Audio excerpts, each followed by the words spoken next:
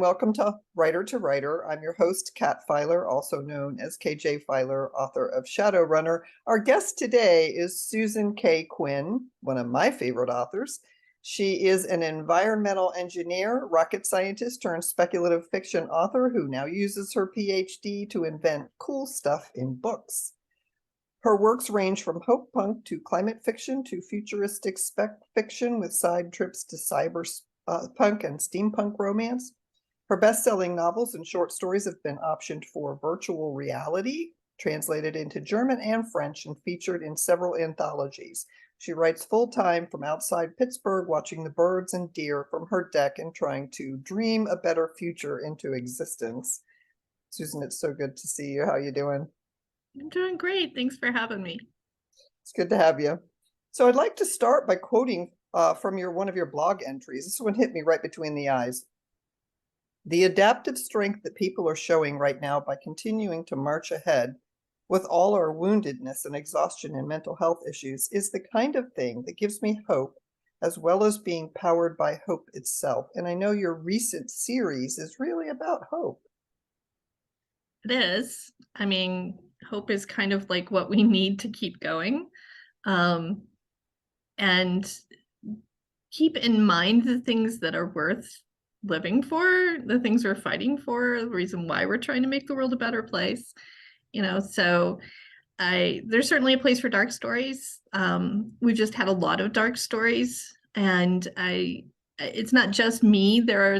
I feel like there's quite a groundswell of people who are both wanting to write and wanting to consume stories that help us move forward in a positive way and give us shine a light on the way forward of what can we do to make this all look a little bit better than we have. So, and specifically climate, but I don't really disentangle climate issues from the rest of the world because it touches everything in our lives. And so to me, it's really more like a holistic, we need a better way of living in order to get through and adapt to the 21st century. And, you can see people coming out of that fog that we've had for years, right? And, we've just been grinding and getting through and surviving. And now people are starting to do some healing. Not everybody's on their own path, but, some folks. I went through my own cycle of just crashing and healing. And so, and I hardly know anyone who hasn't had some measure of that along the way. So it's a pretty universal time in a strange kind of hopeful way. We're kind of going through all this. Yeah. During the pandemic, my husband and I ran away from home. Quite literally ran away from home. We bought an Airstream and we went on the road thinking we were getting away from everyone. And what we ran into was everybody else who ran away from home. It was just another community out there. And we were all outdoors, so it was a little bit, sort of easier. And Right. and we went around and it was really inspiring to see people sort of finding a way to get on with their lives and find some normalcy. We even found families that were on the road homeschooling their kids. And because, you're going to homeschool your kids at home. Well, what a better thing to do than to take them to the national parks. Right?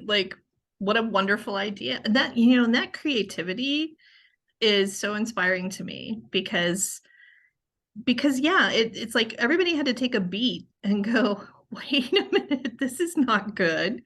I need to do something different. And if you had the ability, and not everybody did, but if you had the capability to do something different, boy, a whole lot of folks did.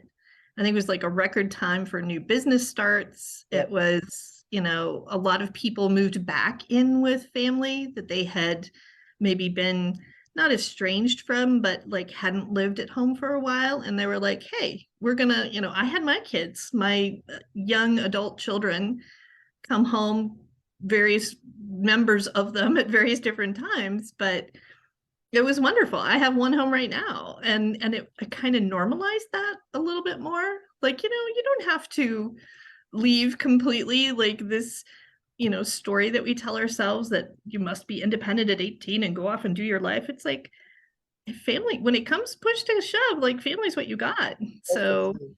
Yeah. you know, The new grandmother, well, new 3 years and 1 year, less than a year. And congrats.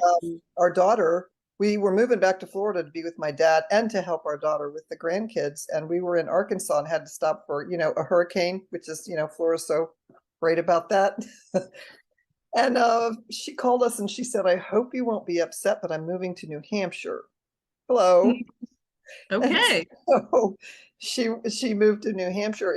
I never did figure out why she went there because she actually works from home in the digital age and she doesn't actually have to go anywhere, but she bought a Hmm. farm and it's been amazing. None of us grew up on a farm. We don't know anything about farms and we're all learning. We're growing vegetables and she's got chickens and it's That's fantastic. amazing.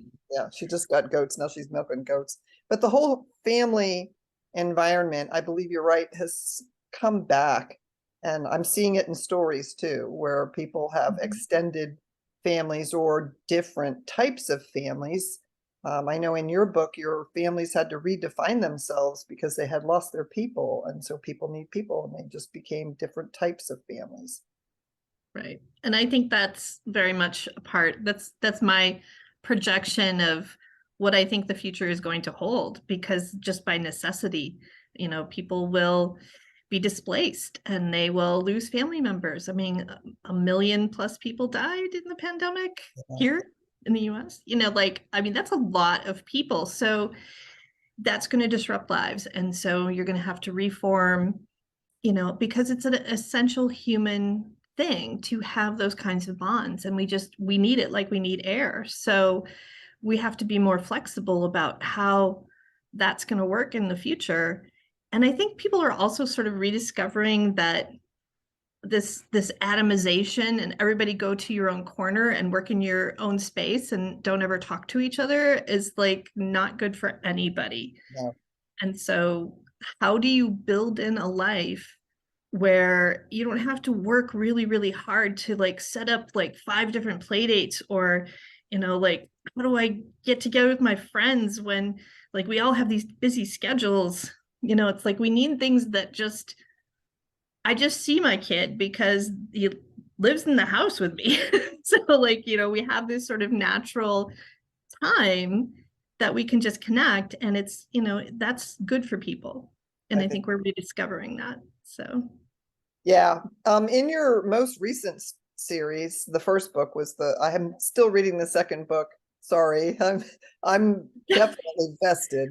Um, but I think Lucia is kind of all of us in the book. And mm, but my two favorite characters were Wicket and Jex. Um, Wicket as the caretaker. He's got mhm. everybody, he's caring for you, fluffing your pillows and bringing you something to drink. Jackson, his cozy channel, the easy pleaser. So he doesn't seems to be a little distant, but when it really comes down to it.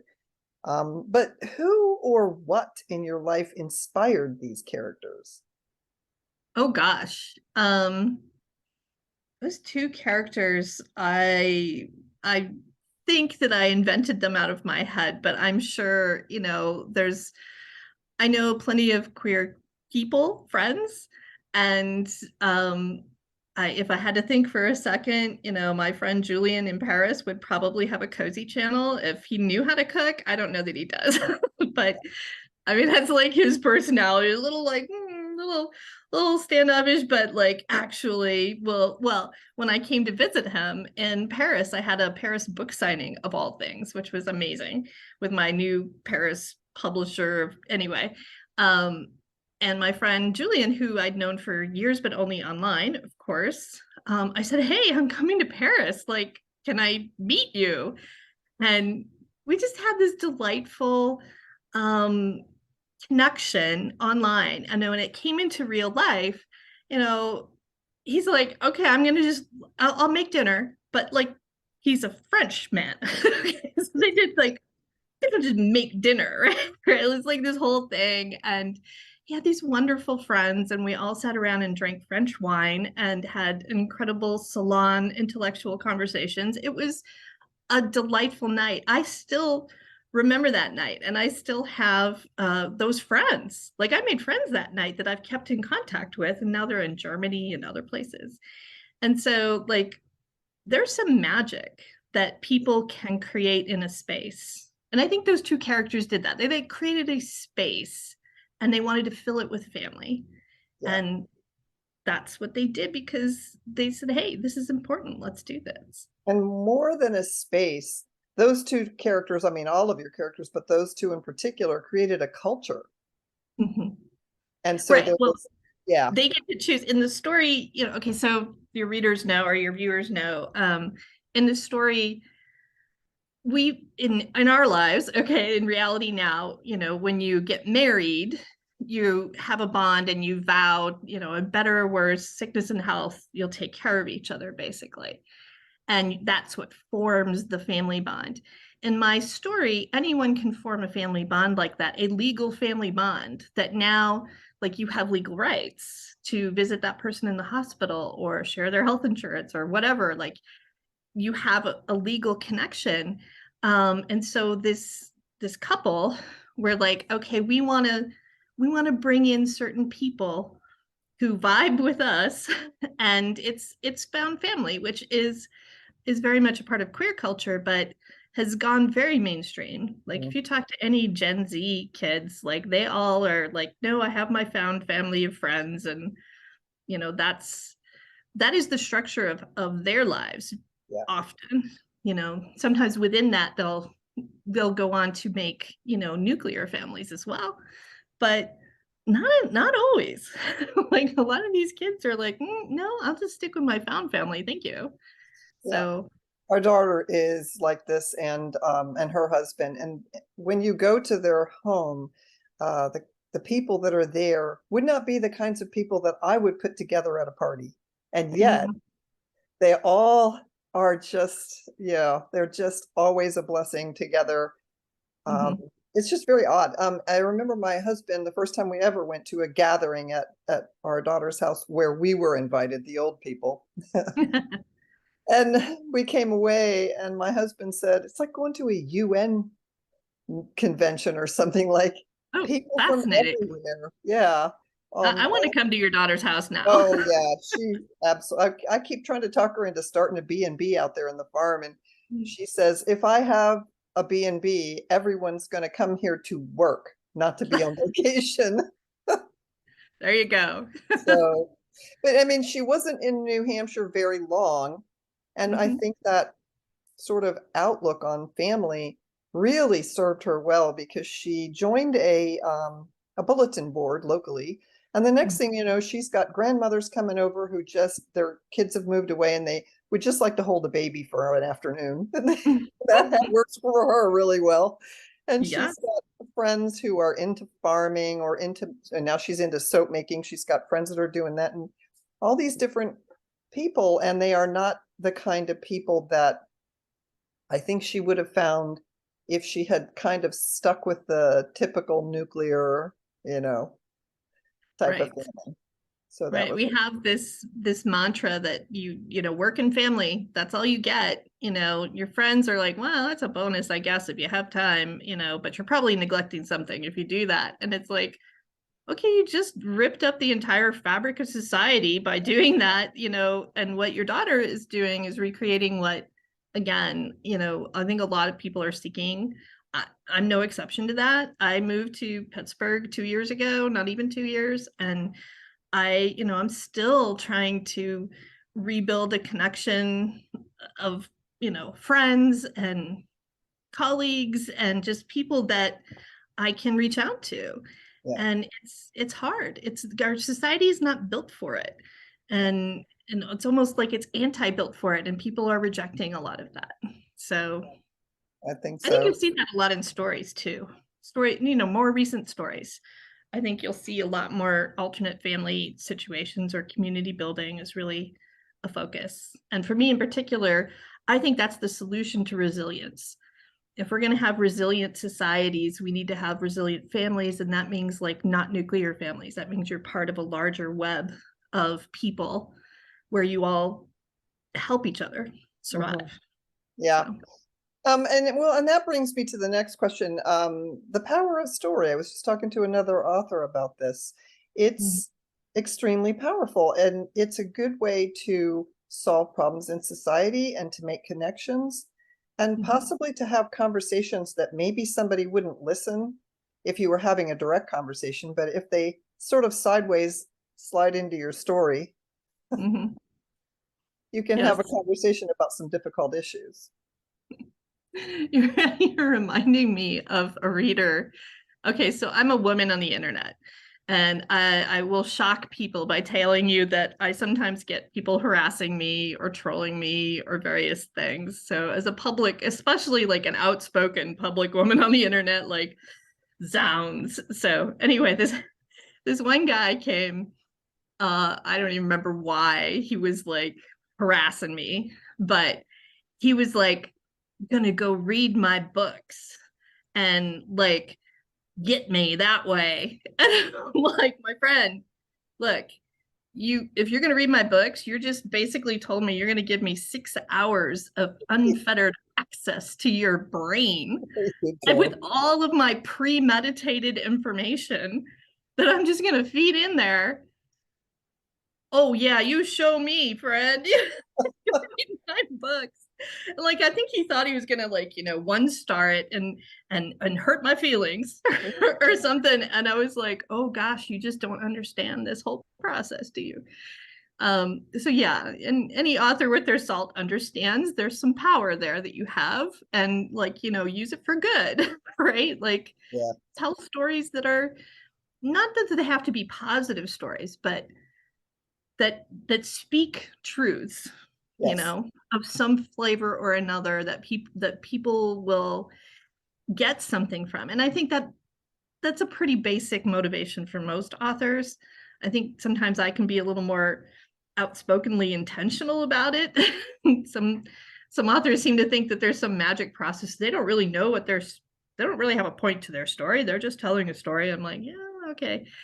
But yeah, it is powerful. It is a powerful tool and a powerful technology in a way, right? We're encapsulating my thoughts here in 2023 and you can read them for all of eternity. Mm. That's a hell of a thing. So be careful with that. Make Yeah. sure you're not replicating harm, right? Like do no harm in terms of things like stereotypes or stuff that might actively hurt already marginalized people. Like, don't do that.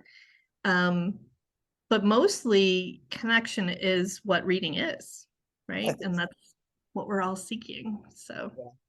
Yeah. One of the reasons I read is to have the conversations with people who are long gone that I cannot have because they came before me. And I'm mhm, hoping as an author to have conversations with people who are not yet born or mhm, people who I will never talk to in person. mhm, Because I know that's what these stories mean to me. Um, mhm, there are a lot of historical figures I would really have liked to have talked to. And if they left anything, I read it. mhm. I'm all about finding people's diaries or their remarks or something if they were people that Oh, I ever yeah. knew. That's interesting stuff or letters, Yeah, you can really like hear who they are as people. That is interesting and cool. it really is. So who is it that inspired you to become an author? Well, I became an author like as in I sat down and wrote my first novel in 2009. And if I would say, was I really inspired by a particular author, it would probably be like, you know, The Hunger Games. Suzanne, no, I can't even remember her last name. It's terrible. I'm terrible with names. But I started reading a lot of the middle grade books of that era because I had kids and I was Mhm. reading to them. But all it really did is rekindle and help me remember that I used to write when I was much younger and that I kind of put that aside as I, went off to become a serious engineer person. And as a woman in the, 70 young woman in the 70s and a college age woman in the 80s, um, that I wanted to be taken seriously, and it was hard to do. And so I put away my childish pursuits of fiction and became serious and nerdy, and and that was a part of me too. It wasn't like that was artificial, but boy, that was a big mistake for me to do that. Personally, I have this creative side. It needs to come out, and I bottled it up for like a couple of decades, and that was a problem. So so when it came out, it was kind of more like an explosion. So I kind of want to say, like, I'm not sure I was inspired so much as uncorked by some some Because it authors. does seem like you've been writing for a lot longer than that. Well, once I was uncorked, man, there was no, I was doing it. I was on it. And so I'm a fairly prolific writer because of that. I feel like I've stored up energy for writing for too long, and now I'm a little bit more fully integrated as a human being. And this is definitely what I could have been doing all along. And I've encouraged my own children. I'm like, even if you go off into whatever you do, I've got one that's going to be a physicist, and one that's an engineer, and one that's still deciding what she wants to do, but maybe biology, like, so whatever you end up doing as a general, thing that you support yourself, don't let your creative side go. Please don't make the mistake your mother made. And I think they've taken that to heart, and I love it. And it's coming out in different, expressions. So it doesn't have to be a particular form. It's just like, don't cut off that part of yourself. Mhm. And I would not, like, I would not go back and change the path that I took, because that was also an important part of me, to go get those engineering degrees and apply to the astronaut program. Like, that was a thing that I really wanted to do, and I did, and like got rejected. But like, I did it because I wanted to. That was one of my childhood goals. And so I wouldn't change that part, but I would add on to it and say, don't lose. If I could go back to my childhood self, say, don't lose your creative part, because that's an important part of you too. I So think it is. I just recently began to realize that, well, I've been writing all my life, but I never ever pursued publication until recently. And really, I didn't pursue publication. I was badgered into publishing a book, and I'm surprised to see it in print. But anyway, I've always written, but I had a mother who really discouraged me from getting an education, because you were taking an education away from a man who had to support a family. That was the way she looked at it. I mean, she was a 50s woman.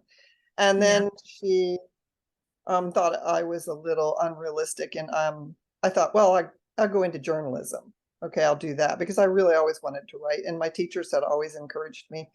And she said, well, if you become a writer that way, then, like, how are you going to be home with your kids? That was always her focus. Like, how are you going to take care of your family? And I right, kept thinking, I wasn't sure I was having a family, but apparently that wasn't a question I was allowed to think about. right, So, right. yeah. So, I mean, I did end up having a family, and I, like you said, I would not go back and change that at all. I loved being a mother. I love being a grandmother, but somehow or another, actually, it has to do with my husband. He met me very early, and he liked my writing, and he liked the fact that I did write, and he hated me sticking it in drawers. Mm. So he got on me about it, and now there will be more, because I'm not allowed now the other way. Right. Like, now that you've uncorked, there's no going back. Yeah. I'm so glad, though. I'm so glad you're doing well. I mean, publishing is a whole separate thing, but I am glad that you are honoring your own writing by saying it's worth putting out there. And that's an important step in like, the journey. Everybody has their own journey as a writer. Um, but it's an important step where you're like, okay, yeah, I'm gonna take this serious enough to actually put it out there, and weather the slings and arrows of the world, and like, not be destroyed by that, you know. Well, and even when you, I know everybody is afraid once they have a book, and you're afraid of bad reviews. even bad reviews are conversations with a reader. True. And so, I mean, I know people, I don't know any author who hasn't at some point had a review that they just weren't real happy about, but somebody took the time to read your book and see something, even Right. if they didn't entirely agree with whatever it was that you had going on. So, Right. as an author, what is the best compliment you've ever had? Oh gosh. I have been super blessed with so many people reaching out and telling me about ways that my books have touched their lives. Like, I mean, I can't even tell you, but let me try. Okay, so there was one had this really dark series called the Deck Collector series where um, it was a little bit of science fiction, cyberpunk magic where the deck collectors could, by touch, extract your life energy and transfer it to someone else. So if you had, consumed all of, whatever your potential life production capacity was and you'd gone into debt and you were like hopelessly never, they would like come and extract that and say you're done and cash you out and then like give it to someone more worthy. It's a very dark series. It starts out in a hospital where our debt collector hero is like cashing someone out. Like we're talking super dark, okay? I had a friend who's like, I started reading your debt collector series when I was in the hospital. And I'm like, oh God, oh no. And they're like, no, no, no. It was really great. It was a really strong distraction from like everything else that was going on. So it came at the right time. That one surprised me. Okay. Um, there was another one very, very early on that I remember sticking out in my mind. This one was from South Africa because, books go everywhere. And she was a young woman who had read my first series, which was a young adult science fiction series. And it's the Mindjack series. And my character is like a hidden mindjacker in this world where everybody reads minds. So you can imagine it's kind of hard to keep a secret if everybody reads minds, right? So, like, she goes through all these elaborate ruses to remain hidden with who she is. And this young woman in South Africa wrote me and said that my story had just really touched her because she felt like the character. She felt like she was layered under all of these things that were hiding who she really was. And she had to do that because that's the way the world was. It wasn't her. I mean, it kind of was her. I think what she was saying is that she finally felt like it was okay to be, there wasn't something wrong with her. It was that the world was set up in a certain way that she had to do that. And I cried. I cried getting this note from a reader. So if you think that like it's just our words affecting readers, that's not always, sometimes that comes back. So, Yeah. I know reviews are really the lifeblood. I mean, I almost every author I know is, you want to make a living, but really the reviews are the thing. It's the mhm. comments from the people that read your book. So to listeners, if you're reading a book and you like it, please leave a review and don't just leave it on Amazon, leave it everywhere. Put it on BookBub and Goodreads and Barnes and Noble everywhere. But the other thing too is don't be surprised in this day and age. Sometimes the author will find you and reach out to you. I've met several of my friends that way, where I wrote a nice review, and the next thing I know, they're reaching out to me. And it's not as big of a deal these days. Back in the day, I think publishers kind of kept the reader and the author apart. And now with social media, it's much easier to find people. Right. Yeah, I'll interact with readers on social media, or if like readers will email me, I'll interact with them. I generally have a 100% ironclad rule that I will not respond to any reviews because Yeah. I've really not ever seen that go well. And so, I mean, it can obviously if you're just being nice and like, oh, thank you for the nice review, but like generally and this is just my perspective. Everybody can handle this and make their own choice about how to deal with this, and authors do. They all have different sorts of personalities in the world, right? The way I look at reviews is that reviews are readers talking to other readers. Well, that's a And good point. even though I don't really like, I will sometimes go and just check, especially when a book first comes out, I will check and see just sort of the general vibe. Like, is there something that I missed that readers are like, oh, what is this? Or hey, everything's missing after page 5. Like something just like went crazy wrong, like.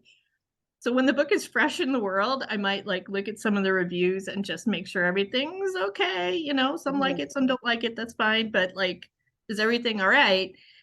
And then I mostly don't look at the reviews after that, because the reviews are for the readers to tell other readers, hey, this is this kind of book.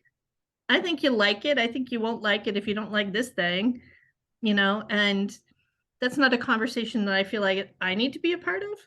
um, I invite every reader in the back of my books to join my newsletter, find me on social media, have the conversation there with me. Mhm. Like I'm pretty available. Um, so I don't feel like I'm cutting off access to readers or anything. I'm just sort of giving them their little space. They can Yeah, do what they want to do. I come from a publicity for authors background where I worked for the publisher, and Okay. then the author would become a friend, and then it was really hard for me to bill people, which is why I quit doing it. So Yeah. ended up being friends with people. But I have had a couple times where people have reached out to me, not so much, I think, not just because I wrote a nice review, but because I said something that they didn't, like you said, it's something like new thought. I hadn't thought of that. One of them Mhm. was Peter Codron. That's how I met him, and the other was Okay. Tara Allred. And in both cases, they would then wanted to talk about what I had said. So that was kind of interesting. But the newsletters and the social media are other ways that you can reach out to your favorite authors, and also be aware that that if they're very popular, they don't have a lot of time, but still. Well, yeah, I mean, there's a ratio there where if there's like 10,000 of you and only one of the author, they're going to have a problem. But one of the things I do on my newsletter actually is I have like an onboarding sequence where if you're a new subscriber, like I'll walk you through sort of like a little introduction to who I am, who my books are, or what my books are, what order I kind of wrote them in, and what was going on in my head when I was writing those books. And I generally put questions in there like, you know, some people don't like sexy books and some people don't like violent books, but they tend to be different people. Yeah. Like, so like, which one are you? And just to give you some idea of what my books are like and that sort of thing. And so I actually do get people responding when they get to that part of the automation sequence. They'll pop up and reply to the email and go, oh, well, I like these kind of books, or whatever the question was that I had posed. And I'm super bad about keeping that automation sequence up to date, and I need to like totally go update it. So if you go right now, it's probably out of date by like a year or two. But I found that that's a fun sort of lower stakes kind of way to interact, for because I think sometimes readers are also intimidated Oh yeah. to like go talk to somebody whose book they read. Some are like totally into it, like, but some people are like, I don't know that she really wants to hear from me.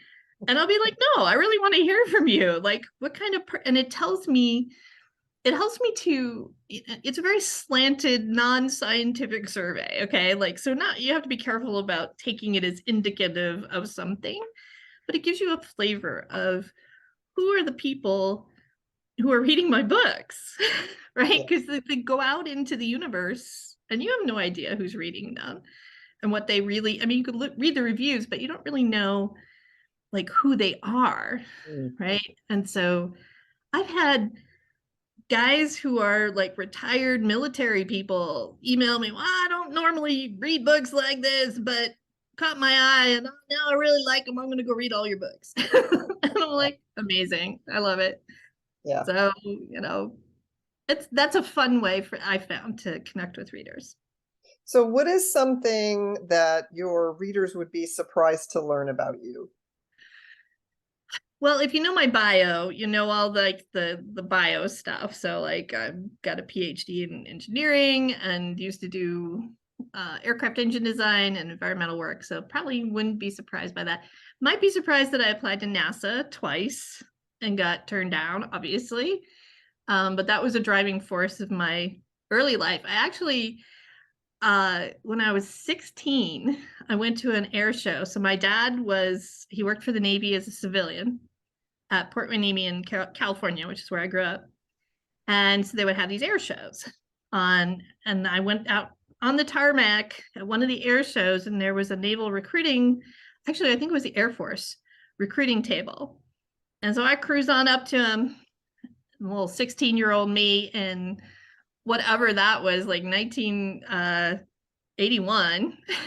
And I was like, hey, I would like to be an astronaut.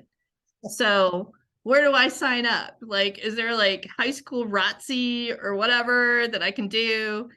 And the guy was very nice, very polite, and very politely told me that women didn't fly in the only way you could be an astronaut through the Air Force was to be a mission commander. And to be a mission commander, you'd have to fly the prestige jets, fighter jets, right? And that women didn't fly fighter jets. And so, sorry about your luck. And I said, well, okay, I guess I'm going for the engineering route because that was the other option. If you could be a, you know, a mission person on the space shuttle at the time was the main thing. And that was a pivotal moment in my life because getting turned down by the Air Force and going off and having a life of engineering for many, many years after that. And of course, you know, interestingly, if you go back and look at your history, the first female Air Force pilot wasn't that much longer after Yeah, that. yeah, Okay. It was the women who were already flying, that had been flying for a long time, that you know, didn't take no for an answer. Now, my ambition was a little different, that I wanted specifically to go to space, but you know, women did eventually go to space. Thank you, Sally Ride. yes. And you know, like that wasn't impossible. Um, so, you know, I have a lot of stories like that along the way where somebody told me no, and I was like, well, I guess I'm going this direction now because I'm not going to like take no for an answer, but maybe it will affect which way I go with what I'm trying to do. And I applaud the women who were, you know, determined to go fly fighter jets regardless, and the other women who fought for that right. And you know, now we don't have to tell little girls that they can't Right. go fly jets and go to space. And like, you know, there are many things about the world right now that are not good, um, but there is real progress that has been made. Well, And and I see these kinds of aspirations and success in your um, characters, and they end up being good examples. I love good, strong female characters, and you have a lot of them. Not, it's not the only thing that you have, but you definitely have a lot of that. And it's one of the reasons I've actually recommended some of your young adult fiction to oh, thank you. young women who I thought needed a role model besides Mm. what they were being told. And well, in a couple cases, yeah, they got some uppity ideas. Their family Excellent. thought, Excellent who work. do you think Well you done. are? Somebody who's going to do what I want to do. That's who I am. So it's really good. Excellent. So if Hollywood was to come to you and say, we want to do one of your books as a movie, which one? Or series, which one and why? Well, I'm all about the hopeful climate fiction right now because we're in the crisis. We need, I mean, if you look at Hollywood, meaning either film or TV right now, the representation of climate stories is almost not there. It's like in Hollywood land, the climate crisis doesn't exist. Whereas like it's literally affecting everybody's lives. Yeah. So that story needs to get told. It's the biggest story, in my opinion, of like the rest of this century. Hollywood needs to get on it, and I think they are. And there actually are some very strong activists working within Hollywood to try to get those stories told, but get, like in all the different series, like how can we show more sustainable actions? How can we show people who are just, working on the climate crisis? But this series up here, what? My most recent series, would love to see that made into film. I'm working on a script right now for a TV series. The way it kind of works is that like a short story, if you think of like a short story, like how much story there is in there, that is really more like the size of a film. And if you have like a series of novels, that's really more like the size of a TV series. The TV series just has so much more content to it, right? So I feel like climate stories, at least the ones that I really want to tell, are big. They're big, involved, complicated stories. Because it's hard to tell a story about something that's happening to the entire world without having being kind of big and complicated, and with lots of characters. And that is a TV series in my head, and I would love to see more of that. If people are wanting to, I was very excited to see Extrapolations, which was on Apple TV. It's a near future climate fiction TV series. Now, it was pretty dark and kind of doomerish, so that wasn't like my bent. I'm looking for something a little more like solutions oriented, but I was super glad to see it because it was like groundbreaking, and like we finally have something up on the screen. It's finally getting made. And so more of that, Hollywood, please. Thank you. I agree. So is there anything I have not asked that you wish that I had asked? Um, gosh, I don't know. I was just counseling this morning. I do a lot of like helping writers figure out what they're doing with their businesses or just even getting started. And this writer hasn't published yet, still working on like writing short stories, and I was giving her like all my advice. She wanted to know, well, should I have a pen name? And all these kinds of people have all kinds of questions. But the one thing that I told her that I end up like telling everybody is you need to know why you're in this. Like, why are you writing stories? Why do you want to publish the stories? What is your purpose here? And it's not something that you need to tell me or anyone else, but you need to be honest with yourself. Maybe it's you want to make enough money to support yourself. Maybe you want to be famous. Maybe you want all the glory. Maybe you want some kind of validation, external validation from someone telling you that you're a good writer. Whatever it is, like grab hold of that and really be honest about it. Write it down and make sure you're at least starting out in hiking the right mountain. Okay. You might change your mind along the way, but if you just rush off and do the things that, well, of course, I want to be a famous writer because that's what everybody wants. Or, of course, I want to be a New York Times bestselling writer because that's what everybody wants. Maybe what you really want is to have connections with readers. Maybe what you really want is to just tell a story or your story. Maybe you have a story that you really want to share with the world. It's very personal. Writing is very personal. Your goals, the reason why you're in it, is going to be very personal. And that's okay. Just be honest about it, own it, and make sure that you're hiking and you put all this effort because like, oh my God, a novel and much less publishing, like how much effort is that? It is so much effort.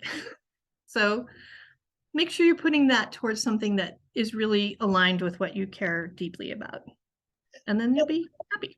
I think that also goes to readers. Readers pick a thing, and I know I recently have finally gotten through to my husband that if you would try something else, you like you we all get into a sort of pattern of what we're doing Mhm. and what we're reading and what we watch, you know. And actually how this book came up was I was looking at our Netflix feed and saying apparently they think we're serial killers. What they're recommending is horrible.